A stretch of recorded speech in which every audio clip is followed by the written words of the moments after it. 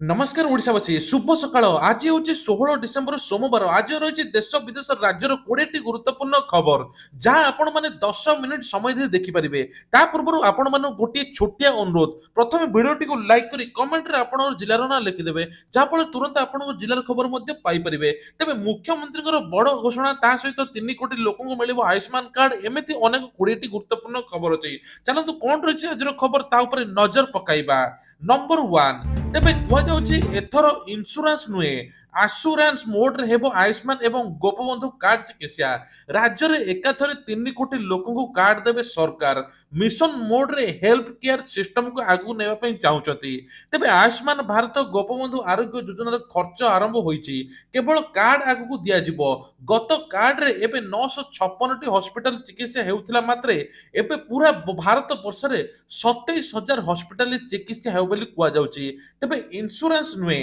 आश्योरेंस mode रे आमे देबु बोली स्वास्थ्य मंत्री मुकेश महालिंग कहते पवित्र धनु संक्रांति अवसर में सोमवार बा आज श्रीमंदिर आरंभ हो महाप्रभुଙ୍କର पहली भोग नीति मकर संक्रांति पूर्व दिन अर्थात जनवरी 13 तारिख पर्यंत प्रत्यह यह नीति चलो गत बुधवार अनुष्ठित 36 जनक बैठक में पहली भोग नीति को नहीं अनुमोदन मिली पहली भोग धनु संक्रांति अर्थात डिसेम्बर 16 बा आज आरंभ हो जनवरी 13 तारिख पर्यंत चलो कहुच्छी विभिन्न विकासमूलक कार्यर लोकार्पण और भित्ति प्रस्तर कले मुख्यमंत्री तेबे मुख्यमंत्री समग्र राज्यर शिक्षा स्वास्थ्य गमनागमन नियुक्ति सुजोग इत्यादि क्षेत्र को सुदृढ़ करने लोकों सरकार प्राथमिकता देउचंती आज कोरापुट जिले प्रथम सरकारी सेविका महाविद्यालय भित्ति प्रस्तर स्थापन सहित 300 शଯ୍ୟା विशिष्ट जिला मुख्य शिक्षाशाला ता सहित कर्मचारी मानक पई 96 टी आवासिक एवं गृहर शुभारंभ कराइछि तेबे कहै जे स्वास्थ्य सेवा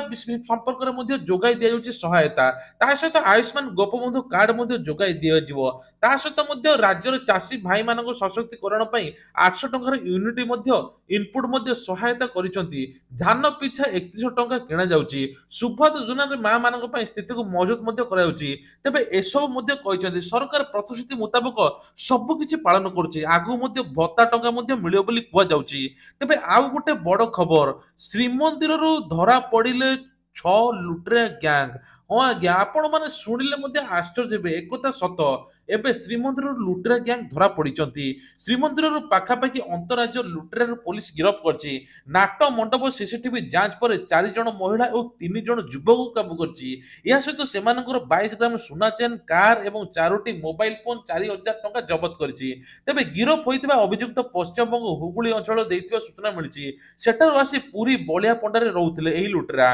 श्रीमंदिर को आसी भक्त को टार्गेट करथिले एवं लूट करथिले बोली पुलिस सूचना देइछि राशन कार्ड को लेकिन आउ गोटे बड़ अपडेट देश में 6 कोटी लोकंकर राशन कार्ड रद्द होईची आउ राशन कार्ड चलिबो नाही मृत व्यक्ति ठरू आरंभ करी अयोग्य हिताधिकारी भूत हिताधिकारी राशन कटची जहां गरीबक चाउल लुटुथिले एथर जनवरी मासटू राशन कार्ड रे गहम मध्ये दिया जिवो अन्य राज्य मानकर राशन कार्ड रे 9 प्रकार जिनिस मिलुची डाली तेल लुण ठू आरंभ करी डियासले सब किछि मिलुची किंतु एथर सरकार कहचंती ओडिसा रे राशन कार्ड रे गहम मध्ये मिलिबो तेबे जेउ जगह रे विद्युत नाही अधिक किरोसिन दरकार सेठी मध्ये किरोसिन दिया जियो बोली कुआ जाउची ता सहित ओडिसा रे जो माने नुवा राशन कार्ड आवेदन करथिले 2023 एवं 2024 जनवरी पर्यंत तांको नुवा राशन कार्ड बंटन प्रक्रिया मध्ये चलीची आउ 15 दिन पर अर्थात डिसेम्बर 31 तारिख रे स्कूल पिला को मिलिबो 5,000 टंका माधव सिंह योजना ना रे मुख्यमंत्री मोहन चरण माझी स्कूल छात्र छात्री को 5,000 टंका जोगाइबे जनजाति अनुसूचित जाति को आगु बढ़ाया पई सरकार पाखापाखि 3.5 लाख रु 4 लाख छात्र छात्री को 5,000 टंका सहायता जोगाई दे बोली कुआ जाउची आज अनुष्ठित हेब मुख्यमंत्री जन अभियोग शुणाणी तेबे कहुच्छे जे भुवनेश्वर यूनिट 5 स्थित मुख्यमंत्री अभियोग प्रकोष्ठ जन अभियोग शुणाणी हेब अक्टोबर 28 तारिख पूर्व मुख्यमंत्री को साक्षात अभियोग जो मैंने पंजीकरण करते से आवेदनकारी मैंने सोमवार दिन जन शुणाणी उपस्थित रहिबे एवं निजर आधार कार्ड निजर बायोडाटा सबकि आणिकी आसबे दरखास्तकारी से पंजीकरण प्राप्ति स्वीकारपत्र व्यक्तिगत परिचय निर्धारित स्थान में आसी पहुंचले मुख्यमंत्री अभियोग शुणा सहित समस्या समाधान करेंगे बोली कहुच्छी श्रीमंदिर बाहर बिक्री खजा नुहे महाप्रसाद महाप्रसाद भावी न किणवा भक्त कले अपिल ପୁରୀ ବଡ଼ ଦାଣ୍ଡରେ ବିକ୍ରି ହେଉଥିବା ଅପମିଶ୍ରିତ ଖଜା ଉପରେ ପ୍ରଶାସନର ଛାଟା କୁହାଯାଉଛି। କିନ୍ତୁ ଅସାଧୁ ବ୍ୟବସାୟୀ ନିମ୍ନମାନର ଖଜା ବିକ୍ରି କରୁଥିବା ଖବର ପ୍ରସାରଣ ପରେ ଜିଲ୍ଲା ପ୍ରଶାସନ ଆଭିମୁଖ୍ୟ ସ୍ପଷ୍ଟ କରିଛି। ଶ୍ରୀମନ୍ଦିର ବାହାରେ ବିକ୍ରି ହେଉଥିବା ଖଜା ମହାପ୍ରସାଦ ନୁହେଁ ବୋଲି ସିଧା ସିଧା ମନା କରିଦେଇଛି ଜିଲ୍ଲା ପ୍ରଶାସନ। ଏହାକୁ ମହାପ୍ରସାଦ ଭାବି କିଣନ୍ତୁ ନାହିଁ ବୋଲି ପୁରୀ ଜିଲ୍ଲାପାଳ ମଧ୍ୟ କହିଛି। ବାହାରେ ବିକ୍ରି ହେଉଥିବା ଖଜା ମହାପ୍ରସାଦ ନୁହେଁ ବୋଲି ସିଧା କହିଛି। ଶ୍ରୀମନ୍ଦିର ଆନନ୍ଦ ବଜାରରେ ମିଳୁଥିବା ଖଜା ହିଁ ମହାପ୍ରସାଦ। ବାହାରୁ ଖଜା କିଣୁଥିଲେ ଭଲ ଜିନିଷରେ ତିଆରି ହେଉନାହିଁ ବୋଲି କୁହାଯାଉଛି। ଅପମିଶ୍ରିତରେ ତିଆରି ହେଉଛି ବୋଲି କୁହାଯାଉଛି। ଘଟଗାଁ ମା ତାରିଣୀ ମନ୍ଦିରରେ ବିରାଟ ବଡ଼ ଅଘଟଣ। ଦୀପ ନିଆଁ ଲାଗି ମହିଳା ଜଣକ ଗୁରୁତର। ତେବେ ଘଟଗାଁ ମା ତାରିଣୀ ମନ୍ଦିରରେ ଏଭଳି ଅଘଟଣ ଘଟିଛି ଯାହା ସମସ୍ତଙ୍କୁ ଆଶ୍ଚର୍ଯ୍ୟ ମଧ୍ୟ କରିଦେଇଛି। ମହିଳା ଭକ୍ତଙ୍କ ଶାଢ଼ୀରେ ନିଆଁ ଲାଗି ଗୁରୁତର ହେବା ସହିତ ମେଡିକାଲରେ ମଧ୍ୟ ଭର୍ତ୍ତି ହୋଇଛନ୍ତି। ମିଳିଥିବା ସୂଚନା ଅନୁସାରେ ଢେଙ୍କାନାଳ କୁରୁଣ୍ଡିର ମୀନାକ୍ଷୀ ବରାଳ ଆଜି ଘଟଗାଁ ମା ତାରିଣୀଙ୍କ ଦର୍ଶନ ପାଇଁ ଯାଇଥିଲେ। ମା ତାରିଣୀ ମନ୍ଦିରରେ ଦୀପ ଷ୍ଟାଣ୍ଡରେ ଦୀପ ମଧ୍ୟ ଲଗାଇଲା ବେଳେ ମହିଳା ଭକ୍ତଙ୍କ ଶାଢ଼ୀରେ ନିଆଁ ଲାଗିଯାଇଥିଲା। ଏହାପରେ ପ୍ରଥମେ ଘଟଗାଁ ସ୍ୱାସ୍ଥ୍ୟ କେନ୍ଦ୍ରରେ ଭର୍ତ୍ତି କରାଯାଇଥିଲା। ତାଙ୍କ ଅବସ୍ଥା ଗୁରୁତର ହେବାରୁ ମହିଳା ଭକ୍ତଙ୍କୁ କଟକ ଡାକ୍ତରଖାନାରେ ସ୍ଥାନାନ୍ତରିତ ମଧ୍ୟ କରାଯାଇଛି। ଭୁବନେଶ୍ୱରରେ ରହିବା ପାଇଁ ଡର ଲାଗୁଛି, ଏଭଳି କିଛି କହୁଛନ୍ତି ବାସିନ୍ଦା। ଲୁଟେରା ପରେ ଲୁଟେରା ମାତୁଛନ୍ତି। ଏବେ ସିସିଟିଭି ଫୁଟେଜ ମଧ୍ୟ ଆସିଛି। ଦେଖନ୍ତୁ ଏହି ଫୁଟେଜ। ପାହାଳ ଆପାର୍ଟମେଣ୍ଟରେ ପୁଣି ପଶିଲେ ଏବଂ ଓହ୍ଲାଇଲେ ଚାରୋଟି ଫ୍ଲାଟ। ତେବେ କୁହାଯାଉଛି ଚାରୋଟି ଫ୍ଲାଟରେ ସୁନା ଗହଣା 40 ଲକ୍ଷରୁ ଅଧିକ ନେଇଯାଇଛନ୍ତି। ଏଇଭଳିଆ ଲୁଟେରା ସବୁ ମାତୁଛନ୍ତି। କୌଣସି କ୍ୟାମେରା ସିକ୍ୟୁରିଟି କାହାକୁ ଭୟ ନାହିଁ। ତେବେ ଆପାର୍ଟମେଣ୍ଟକୁ କରୁଛନ୍ତି ଟାର୍ଗେଟ ଏବଂ ସର୍ବଶାନ୍ତ ମଧ୍ୟ କରିଦେଉଛନ୍ତି। ଘରେ ପଶି ଲୁଟୁଛନ୍ତି ଏହି ଲୁଟେରା।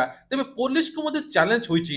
ପୋଲିସ ଖୁବ୍ ଜଲ୍ଦି ଖୋଳତାଡ଼ କରିବ, ତଦନ୍ତ ମଧ୍ୟ କରିବ, ଯେଭଳି ଆଉ କୌଣସି ଜାଗାରେ ଏଇଭଳି ଲୁଟେରା ପଶିବେନି କିମ୍ବା କୌଣସି ଘରେ ଏଭଳି କାଣ୍ଡ ରଚେଇବେନି। 5 ଦିନରେ 6% ମହଙ୍ଗା ହେଲା ଅଶୋଧିତ ତୈଳ। ପେଟ୍ରୋଲ ଡିଜେଲ ବଢିବା ଆଶଙ୍କା। ତେବେ ମଧ୍ୟପ୍ରାଚ୍ୟରେ ଚାଲିଥିବା ଯୁଦ୍ଧର ପ୍ରଭାବ ବର୍ତ୍ତମାନ ବାହ୍ୟ ଜଗତ ଉପରେ ପଡିବା ଆରମ୍ଭ କରିଛି। ଏହାଦ୍ୱାରା ଭାରତ ମଧ୍ୟ ପ୍ରଭାବିତ ହେଉଛି। ରୁଷ, ଇରାନ ଏବଂ ୟୁପିରେ ଏବେ ପ୍ରତିବନ୍ଧକ ଯୋଗୁଁ ଅଶୋଧିତ ତୈଳ ଯୋଗାଣରେ ବାଧା ସୃଷ୍ଟି ହେଉଛି, ଯାହାଫଳରେ ପେଟ୍ରୋଲ ଡିଜେଲ ଦର ଆଗକୁ ବଢିବ ବୋଲି କୁହାଯାଉଛି। ଆଧାର କାର୍ଡ ଧାରୀଙ୍କ ପାଇଁ ବଡ଼ ଖବର। ଆଧାର କାର୍ଡ ମାଗଣାରେ ଅପଡେଟ୍ କରିବାର ଶେଷ ସମୟ ସରିଯାଇଛି। ବର୍ତ୍ତମାନ ଏହାକୁ 15 ଜୁନ 2025କୁ ବୃଦ୍ଧି କରାଯାଇଛି। ତେବେ କୁହାଯାଉଛି ଯେଉଁମାନଙ୍କର 10 ବର୍ଷ ହେଲାଣି ଆଧାର କାର୍ଡ ଅଛି ବା ତାଙ୍କର ଇକେୱାଇସି ହୋଇନି ବା ତାଙ୍କର ଫେସ୍ ଏପର୍ଯ୍ୟନ୍ତ ଆଉ ଥରେ ଅପଡେଟ୍ ହୋଇନାହିଁ, ତୁରନ୍ତ କରାଇ ନିଅନ୍ତୁ ବୋଲି କୁହାଯାଉଛି। ଯେଉଁମାନଙ୍କୁ ଏକ୍ସାମ୍ପଲ 10 ବର୍ଷ ବା 12 ବର୍ଷ ହେଇଥିବ, 10 ବର୍ଷ ପରେ ତାଙ୍କୁ ଯଦି 22 ବର୍ଷ ହେଇଥିବ, ତା ମଝିରେ କୌଣସି ଅପଡେଟ୍ ହୋଇନାହିଁ, ତୁରନ୍ତ ଆପଣଙ୍କର କେୱାଇସି କରିବା ସହିତ ଆପଣଙ୍କର ଫେସ୍ ମଧ୍ୟ ଅପଡେଟ୍ କରାଇ ନିଅନ୍ତୁ। ଯାହା ଫଳରେ ସରକାରଙ୍କ ତରଫରୁ ଏଇଟା ବଡ଼ ଘୋଷଣା। ନହେଲେ ଆପଣ ଆଇଡେଣ୍ଟିଫିକେସନ ଅଥରିଟି ଅଫ ଇଣ୍ଡିଆରେ ସ୍ପଷ୍ଟ ହେବ ନାହିଁ। ତେଣୁ ତୁରନ୍ତ କରାଇ ନିଅନ୍ତୁ ଅପଡେଟ୍। ନକ୍ସଲ ଦମ୍ପତିଙ୍କ ସହ 5ଟି ହାର୍ଡକୋର ନକ୍ସଲଙ୍କ ଆତ୍ମସମର୍ପଣ। 9 ମାଓବାଦୀ ଗିରଫ। ତେବେ ସୀମାନ୍ତ ଛତିଶଗଡ଼ ସୁକମା ପୁଲିସକୁ ମିଳିଛି ବଡ଼ ସଫଳତା। କେନ୍ଦ୍ର ଗୃହମନ୍ତ୍ରୀ ଅମିତ ଶାହାଙ୍କ ଆଗମନ ପୂର୍ବରୁ 5 ଜଣ ଦୁର୍ଦ୍ଦାନ୍ତ ନକ୍ସଲ ଆତ୍ମସମର୍ପଣ ଏକ ବଡ଼ ସଫଳତା ବୋଲି ପୁଲିସ କହିଛି। ସୁକମା ଜିଲ୍ଲା ପୁଲିସ କାର୍ଯ୍ୟାଳୟରେ ଆୟୋଜିତ ଏକ ସ୍ୱତନ୍ତ୍ର କାର୍ଯ୍ୟକ୍ରମରେ 5 ଜଣ ନକ୍ସଲ ଏସପି କିରଣ ଚୌହାନଙ୍କ ସମ୍ମୁଖରେ ଆତ୍ମସମର୍ପଣ କରିଛନ୍ତି।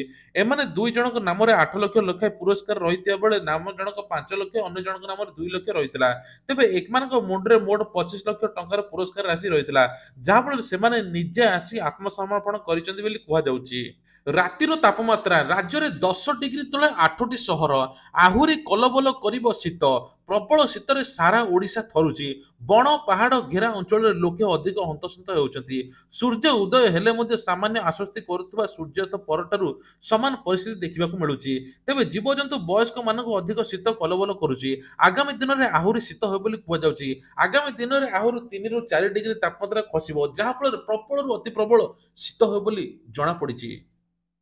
ଜାନୁଆରୀ 1ରୁ ହେବ ମହଙ୍ଗା ମ୍ୟାଗି। ତେବେ ଜାନୁଆରୀ 1ରେ କିଛି ଏମିତି ଜିନିଷ ପରିବର୍ତ୍ତନ ହେବ ଯାହା ଆପଣମାନେ ଶୁଣିଲେ ଆଶ୍ଚର୍ଯ୍ୟ ହେବେ। ଜାନୁଆରୀ 1ରେ କାର ରେଟ୍ ବଢ଼ିଯିବ ଏବଂ ମ୍ୟାଗି ମଧ୍ୟ ରେଟ୍ ବଢ଼ିଯିବ ବୋଲି କୁହାଯାଉଛି। ତେବେ ପୂର୍ବରୁ 2022ର ମ୍ୟାଗି ଦାମ 2 ଟଙ୍କା ବୃଦ୍ଧି କରାଯାଇଥିଲା। ଏବେ ପୁଣି ମ୍ୟାଗିର ଆହୁରି ଆଗକୁ ବଢ଼ିବ ବୋଲି କୁହାଯାଉଛି। ସ୍ମାର୍ଟ ସିଟି ବା ଟୁଇନ ସିଟି ରାସ୍ତାରେ ଛକି ବସିଛି ପୋଲିସ। ଜୋରିମାନା ସହିତ ମାମଲା ମଧ୍ୟ ରୁଜୁ କରୁଛି। ତେବେ କୁହାଯାଉଛି ରାତି ଅଧରେ ଯେଉଁମାନେ ଫେରୁଛନ୍ତି ତାଙ୍କର ମଧ୍ୟ ଫୁଙ୍କି ଫୁଙ୍କି କରୁଛି ବେହୋସ। ଯଦି ସେମାନେ ନିଶା ଦ୍ରବ୍ୟ କରୁଛନ୍ତି, ତୁରନ୍ତ ତାଙ୍କ ଉପରେ କାର୍ଯ୍ୟାନୁଷ୍ଠାନ ନିଆଯାଉଛି ଏବଂ ତାର ଗୋଟେ ରାତି ମଧ୍ୟ ରଖାଯାଉଛି। ତେବେ କୁହାଯାଉଛି ଯେ ସେଫ୍ ସିଟି ଡ୍ରାଇଭ୍ ଅଭିଯାନରେ ଭୁବନେଶ୍ୱର ସହରାଞ୍ଚଳରେ ପୁଲିସ ଜିଲ୍ଲା ତରଫରୁ ବିଭିନ୍ନ ଥାନା ଅଞ୍ଚଳରେ ନାଇଟ୍ ବ୍ଲକିଂ ଏବଂ ଚେକିଂ ମଧ୍ୟ ଅଭିଯାନ ହୋଇଛି, ଯାହାଫଳରେ ଗାଡ଼ି ଚଳିଲା ବେଳେ କୌଣସି ନିଶା ଦ୍ରବ୍ୟ କରିନଥିବେ। ଯଦି କରିଥିବେ ତୁରନ୍ତ ତାଙ୍କ ଉପରେ ଆକ୍ସନ ମଧ୍ୟ ନିଆଯାଉଛି ବୋଲି କୁହାଯାଉଛି। ରାଜ୍ୟରେ ଲାଗୁ ହେବ ଜାତୀୟ ଶିକ୍ଷାନୀତି ନୂଆ ପାଠ୍ୟକ୍ରମରେ ରହିବ ଜଙ୍ଗଲ କେନ୍ଦ୍ରୀୟ ସଂସ୍କୃତି ସୂଚନା ଦେଲେ କେନ୍ଦ୍ର ଶିକ୍ଷାମନ୍ତ୍ରୀ। ତେବେ ଓଡ଼ିଶା ଅଣ ଗେଜେଟେଡ୍ ବନ ସେବା ସଂଘ ସମ୍ବଲପୁର ଜୋନ୍ ସାଧାରଣ ପରିଷଦ ବୈଠକରେ ଯୋଗ ଦେଇଛନ୍ତି କେନ୍ଦ୍ର ଶିକ୍ଷାମନ୍ତ୍ରୀ ଧର୍ମେନ୍ଦ୍ର ପ୍ରଧାନ। ଏହି ବୈଠକରେ ସେ କହିଛନ୍ତି ଜଙ୍ଗଲ ହେଉଛି ଓଡ଼ିଶାର ଅର୍ଥନୀତିର ମେରୁଦଣ୍ଡ। ଜଙ୍ଗଲରୁ ହିଁ ଦେଶ ସ୍ୱାଧୀନତା ନେତୃତ୍ୱ ବିକଶିତ ହୋଇଥିଲା। ଜଙ୍ଗଲକୁ ଆମକୁ ସନ୍ତୁଳିତ କରିବା ଦରକାର। ଫରେଷ୍ଟ କଭରେଜ କ୍ଷେତ୍ରରେ ଓଡ଼ିଶା ଦ୍ୱିତୀୟ ସ୍ଥାନରେ ରହିଛି। ରାଜ୍ୟରେ ସର୍ବାଧିକ ଜଙ୍ଗଲ ସମ୍ପଦ ରହିଥିବା ବେଳେ ଅଞ୍ଚଳଗୁଡ଼ିକ ମଧ୍ୟରେ ସମ୍ବଲପୁର ଅନ୍ୟତମ। 2025-2070 ଅର୍ଥାତ୍ ଆସନ୍ତା 45 ବର୍ଷ ମଧ୍ୟରେ ଆମ ଜଙ୍ଗଲ ପରିସୀମାକୁ ବୃଦ୍ଧି କରିବାର ଲକ୍ଷ୍ୟ ମଧ୍ୟ କରାଯାଇଛି। ତେଣୁ ଏଥର ପାଠ୍ୟକ୍ରମରେ ପ୍ରସ୍ତୁତ ହେବ ଜଙ୍ଗଲ ଶିକ୍ଷାନୀତି। ଜାନୁଆରୀ ପହିଲାରୁ ଚାଷୀକୁ ମିଳିବ 2 ଲକ୍ଷ ଟଙ୍କାର ବନ୍ଧକ ମୁକ୍ତ ଋଣ। ଏନେକି ଆରବିଆଇ ପକ୍ଷରୁ ବଡ଼ ଘୋଷଣା। ତେଣୁ ସରକାର ତରଫରୁ ନୂଆ ବର୍ଷ ଭେଟି ଜାନୁଆରୀ 1 ବା 2025ରୁ କୃଷି କ୍ଷେତ୍ରରେ ଉତ୍ପାଦନ ଖର୍ଚ୍ଚ ବଢୁଥିବାରୁ ଛୋଟ ନାମମାତ୍ର ଚାଷୀକୁ ଆର୍ଥିକ ସହାୟତା ଦିଆଯିବ, ଯାହାଫଳରେ 2 ଲକ୍ଷ ପର୍ଯ୍ୟନ୍ତ ବନ୍ଧକ ମୁକ୍ତ ଋଣ ପାଇପାରିବେ। ଏହି ଋଣ 4% ହାରରେ ପାଇବେ ବୋଲି କୁହାଯାଉଛି। କଟକ ଜବାହରଲାଲ ନେହେରୁ ଷ୍ଟାଡିୟମଠାରେ ଆୟୋଜିତ ହୋଇଥିବା ଓଡ଼ିଶା ମାଷ୍ଟର୍ସ 2024 ଅନ୍ତର୍ଜାତୀୟ ଟୁର୍ଣ୍ଣାମେଣ୍ଟର ଆଜି ଉଦ୍ଯାପନ ସମାରୋହରେ ଅନୁଷ୍ଠିତ ହୋଇଛି। ଆଜିର ଉଦ୍ଯାପନ ସମାରୋହରେ ଉପମୁଖ୍ୟମନ୍ତ୍ରୀ ପ୍ରଭାତୀ ପରିଡ଼ା କଟକ ଜବାହରଲାଲ ନେହେରୁ ଷ୍ଟାଡିୟମରେ ଉପସ୍ଥିତ ରହି ଭାରତର ବ୍ୟାଡମିଣ୍ଟନ ଖେଳାଳିଙ୍କ ରିତିକ ସଞ୍ଜୀବ କୁମାର ଏବଂ ମନେପଲ୍ଲୀ ମଧ୍ୟରେ ଅନୁଷ୍ଠିତ ହୋଇଥିବା ମ୍ୟାଚ୍ ଦେଖିବା ସହିତ ବିଜେତାଙ୍କୁ ସମ୍ବର୍ଦ୍ଧିତ କରିଥିଲେ।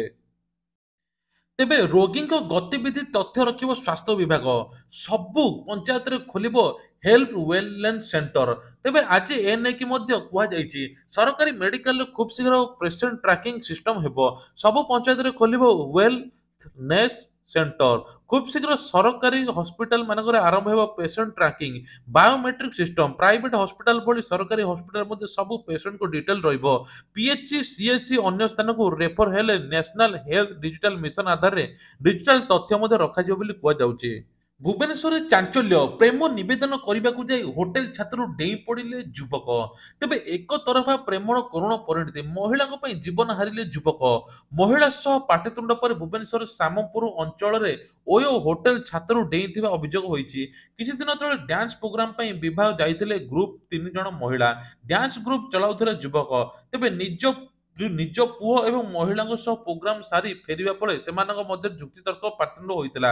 ଏହାପରେ ଏପରି ଘଟଣା ଘଟିଥିଲା। ମୃତଦେହକୁ ଜବତ କରି ପୋଲିସ ଛତ୍ରଛାୟା ମଧ୍ୟ କରିଛି। ମହିଳାଙ୍କୁ ନୋଟିସ ଜାରି କରିଛି ଭରତପୁର ପୋଲିସ। ତେବେ ପ୍ରେମ ନିବେଦନ ପାଇଁ ଓୟୋ ହୋଟେଲ ଛାତରୁ ଡେଇଁ ପଡ଼ିଥିଲେ। ତେବେ ଆସିଲା ଆଉ ଗୋଟେ ସାଇବର ଫ୍ରଡ। ଏଥର ଡିଜିଟାଲ ପେମେଣ୍ଟ ୟୁପିଆଇ ମାଧ୍ୟମରେ ଆପଣଙ୍କର ଟଙ୍କା ମଧ୍ୟ କଟିଯିବ। ପ୍ୟାନ କାର୍ଡ ଅପଡେଟ, ଆଧାର କାର୍ଡ ଅପଡେଟ ଏଭଳି ମଧ୍ୟ ମେସେଜ ଆସିବ। ଆପଣଙ୍କୁ ଏଇ ଟାଇପର ମେସେଜ ଆସିବ ଆପଣ ନୂଆ ବର୍ଷରେ ଏତିକି ଟଙ୍କା ମଧ୍ୟ ଜିତିଲେ ବୋଲି ଆସିବ। ଯୋଉ ଲିଙ୍କକୁ ଆପଣ କ୍ଲିକ କଲେ ଆପଣଙ୍କ ଟଙ୍କା ମଧ୍ୟ ଗାୟବ ହେଇଯିବ। ତେଣୁ କୌଣସି ଲିଙ୍କ ଆପଣଙ୍କୁ ଆସିଲେ ତୁରନ୍ତ 1930 କଲ୍ କରି ଆପଣ କମ୍ପ୍ଲେନ ମଧ୍ୟ କରିପାରିବେ। ସୁଭଦ୍ରା ଯୋଜନାକୁ ନେଇ ଆସିଲା ବଡ଼ ଅପଡେଟ୍। ଆଉ 10 ଦିନ ପରେ ସୁଭଦ୍ରା ଟଙ୍କା ମିଳିବା ପାଇଁ ଯାଉଛି। ତେବେ କୁହାଯାଉଛି ରାଜ୍ୟରେ ପାଖାପାଖି 80 ଲକ୍ଷ ହିତାଧିକାରୀଙ୍କୁ ମିଳିଯାଇଛି। ବାକି ଯେତିକକୁ ମିଳିବ କୋଟି ହିତାଧିକାରୀଙ୍କୁ ପାଖାପାଖି ଡିସେମ୍ବର ମାସରେ ମିଳିଯିବ ବୋଲି ସରକାର କହୁଛନ୍ତି। ଯଦି କୋଟି ହିତାଧିକାରୀଙ୍କୁ ମିଳିଯିବ ସବୁଠୁ ଭଲ ହେବ। ତା ସହିତ ମଧ୍ୟ ଆଉ ଗୋଟେ କଥା, ଯୋଉମାନଙ୍କୁ 25 ତାରିଖରେ ମିଳିବ ନାହିଁ, ମହିଳା ଦିବସ ମାର୍ଚ୍ଚ 8 ତାରିଖରେ ମିଳିବ ବୋଲି ଏକା ସାଙ୍ଗରେ 10,000 ଉପମୁଖ୍ୟମନ୍ତ୍ରୀ ପ୍ରଭାତୀ ପରିଡ଼ା ସୂଚନା ଦେଇଛନ୍ତି। ତେବେ ରାଜ୍ୟବାସୀଙ୍କ ପାଇଁ ବଡ ଖୁସି ଖବର। ଏସଏଚଜି ମହିଳା ପୂର୍ବ ସରକାର ଯେତିକ ଋଣ ନେଇଥିବେ ତାର ଋଣର ସୁଧ ଛାଡ଼ କରିବେ ସରକାର। ଏନେଇ 227 କୋଟି ଟଙ୍କା ମଧ୍ୟ ବ୍ୟୟବରାଦ ହେଇଛି। ତେବେ କୁହାଯାଉଛି ଏସଏଚଜି ମହିଳାଙ୍କ ପାଇଁ ଖୁସି ଖବର, ଋଣ ନେଇଥିବା ଯେତିକ ସୁଧ ହାର ଆଉ ଟୋଟାଲି ଟଙ୍କାଟେ ଦେବା ପାଇଁ ପଡିବ ନାହିଁ। ଏନେଇ ସରକାର ତରଫରୁ ମଧ୍ୟ ବଡ ଘୋଷଣା। ତେବେ ଇଏ ଥିଲେ ଆଜିର ଦେଶ ବିଦେଶ ରାଜ୍ୟର ଗୁରୁତ୍ୱପୂର୍ଣ୍ଣ ଖବର। ଏଇଭଳିଆ ଖବର ପ୍ରତ୍ୟେକ ଦିନ ଦେଖିବା ପାଇଁ ହେଲେ ଚ୍ୟାନେଲକୁ ସବସ୍କ୍ରାଇବ କରିବା ପାଇଁ ଭୁଲିବେ ନାହିଁ।